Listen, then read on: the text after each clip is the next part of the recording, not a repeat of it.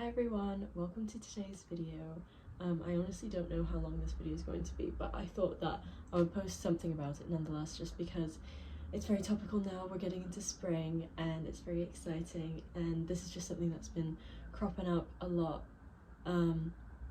recently, so I just thought that it would be interesting to talk about.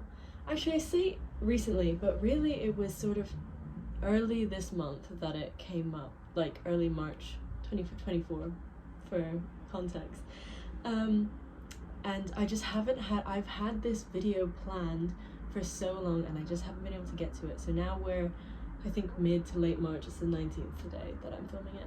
So it's been a while, but still very topical because we're starting spring now. And so I just want to have a chat about it because I wanted to sort of investigate it a little bit and get to know more about how the topic works and things like that.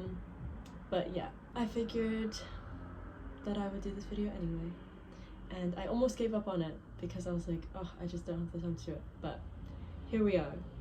So now that it's officially the start of spring, the sun is starting to come out a lot more, and I'm just so happy about it.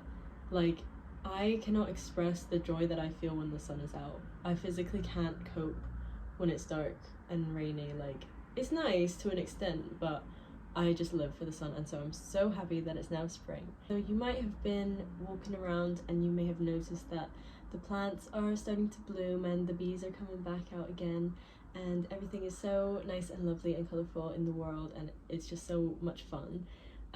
But that's what I wanted to make this video about, because you might have thought, oh, the plants bloomed really early this year. Maybe you didn't notice, but I think a lot of people noticed. Actually, I know that a lot of people noticed. I certainly noticed, and the bees are out, which is really nice.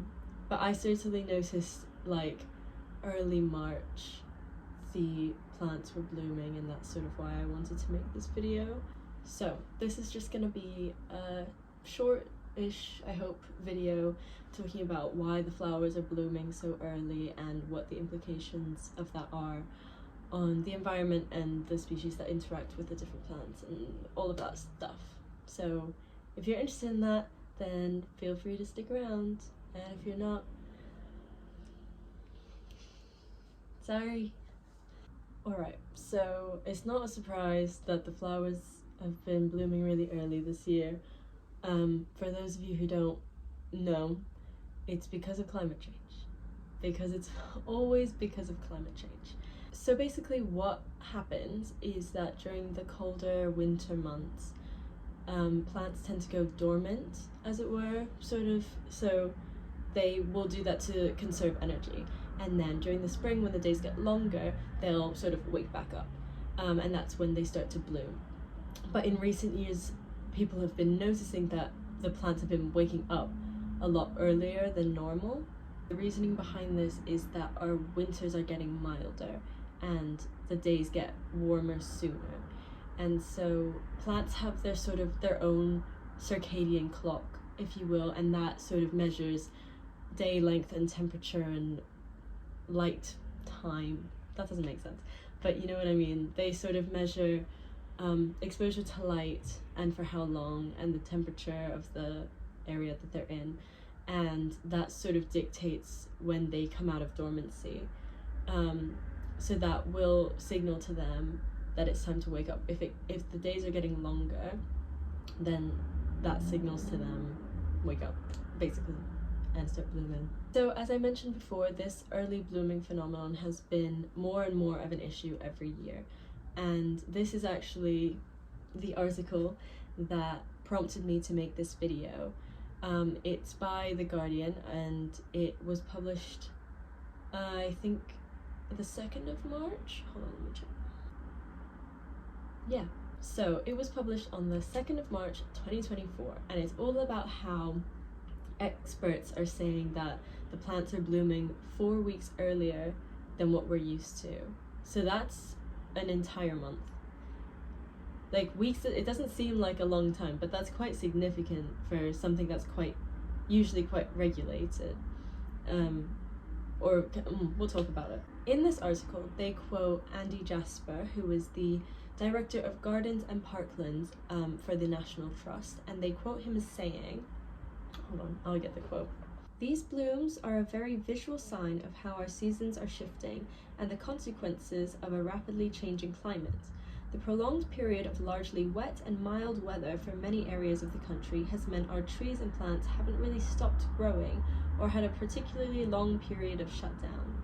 The Guardian actually posted a very similar article in 2022, so 2 years ago, which was calling attention to a shift in timing for flowers blooming because they were blooming in mid-April on average. In the article, they cite this study, which looks at the first flowering dates of around, I think it's 406 plant species between 1753 and 2019 in the UK, which I think is honestly so ridiculous. I didn't even realize, maybe this is just me, but I didn't realize that they were recording first flowering dates in the 1700s. I thought maybe they had more important things to do, but nevertheless, they have the data. So that's a study that was done, and I just thought that was really, really interesting. Anyway, so to get back on track, the main finding of this study was that the average first blooming date for native species in the UK went from the 12th of May to the 16th of April. So that is an entire month early. And now in 2024, we're looking at sort of late February, early March, which I guess we'll see when it comes to getting the average dates out for this year, but that's what it's sort of looking at like now. So we're just getting earlier and earlier. Anyway, I won't talk too much about the study in and of itself because I don't want to spend too much time on that, but I did want to highlight that that research had been done, and if you would like to read more about it, I'll put the title up here, or I'll try to link it in the description if I can figure that out this time around, but if not, you can search it. It's a really interesting study. But yeah, I did want to bring it up because I want to talk about the implications of this sort of change, what it means for the environment and what it could possibly mean in terms of negative consequences and how it might be a problem. So I'm gonna talk a little bit about the bees because they're very important pollinators, and obviously there are more pollinators than just bees, but I think I'm going to be talking predominantly about them because they do sort of monopolize the existing research, at least in what I read. And that's a different subject for another day, but for the sake of this video, I'm just going to talk about bees. Okay, so I will say that the sources that I was looking at were giving me some very mixed messages in terms of what the consequences are for pollinators of this early blooming phenomenon. But the general consensus is that it really confuses pollinators. Different pollinators have different practices for the winter months. So some pollinators will hibernate, some will stay active but will overwinter in their nests, and some might stay active as long as the winter weather is sort of warm enough. So there are lots of different possibilities, but just for the sake of keeping everything simple, I'm just going to be talking about bees, and I'm going to be talking about bees that hibernate. So the cue for bees to come out of hibernation is that the temperatures rise. And so similarly to plants, as you can imagine, when the temperatures get warmer earlier, that signals to the bees that it's time to come out of hibernation. And you might think that's great, because the worry is that when plants bloom early, then all the timings and everything with pollinators will get misaligned and it'll have consequences on sort of the balance between those species. So you might think, oh, well, isn't that fine that the plants are coming out early and then the bees are coming out early? So then it'll even out and everything will be fine and everyone will be happy again. And in theory that makes sense, but in actuality that's not true. So in this study, they looked at bee phenology, which is essentially, if you don't know what phenology is, it's basically sort of like the events that happen within the life cycle of a plant or animal or things like that, like seasonal changes and stuff like that. So in this study, which came out in 2020, they looked at bee phenology and climate change, and they said at the end of their abstract something really interesting, which was that, let me get it, hold on. Basically, they compared their findings to that of another study that was done on flower phenology, and they noticed that bee phenology is less sensitive than flower phenology to climatic variation, indicating potential for reduced synchrony of flowers and pollinators under climate change. So, while similar changes are occurring in that flowers are blooming early and bees are coming out of hibernation early as well, that doesn't mean necessarily that these changes are happening at the exact same time, and that can still cause misalignment. This has the potential to really mess with the relationships between plant species and pollinator species.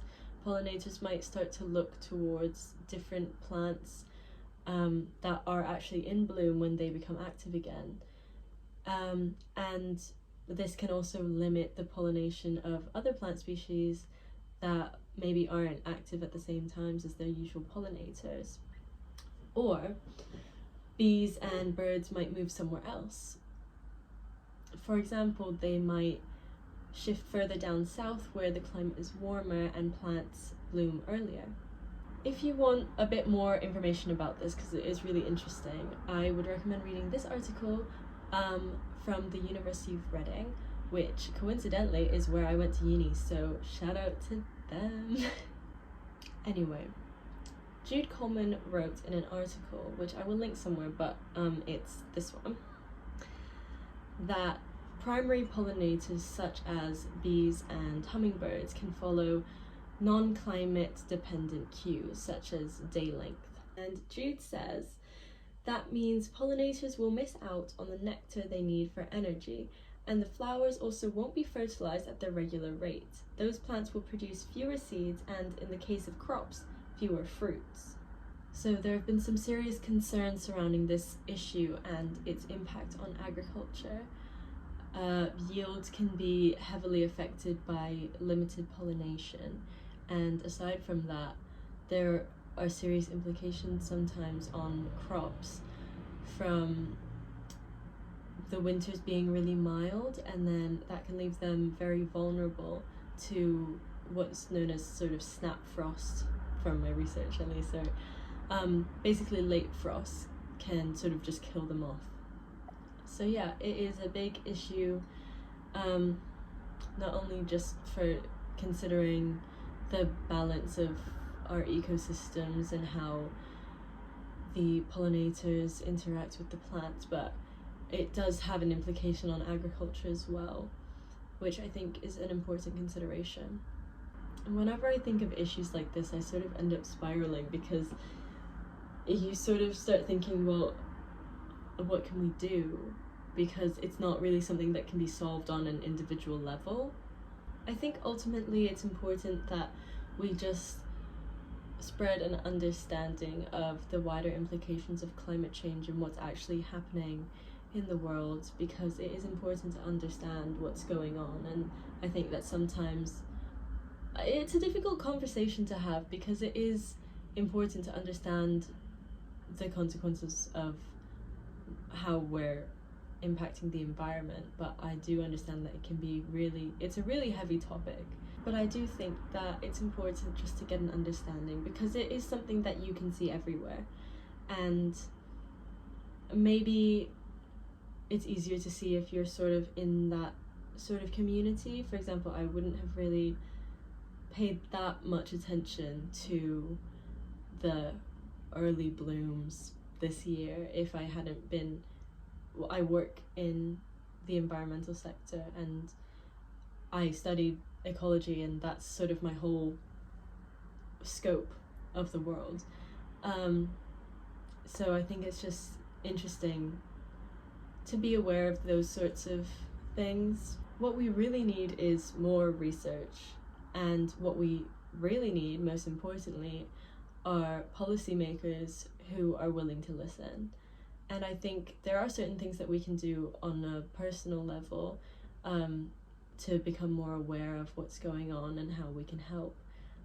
But I do think it's really important to get everyone involved in making a change. There are certain things that you can do personally to support biodiversity. For example, if you have a garden, you can plant species that are particularly good for pollinators, and I can link some resources in the description if I can figure out how to do that. But if not, you can just Google like gardening for biodiversity or gardening for pollinators or pollinator garden, whatever, things like that, and something will come up. But I will try to link something in the description. We also just need to continue advocating for the protection of our environment and urging policymakers to take action. But anyway, I just thought that was an interesting topic to talk about, and I hope that you found it interesting as well. I hope maybe you learned something, maybe you didn't. I'm sorry if you didn't, but I definitely learned a lot while I was researching for it. So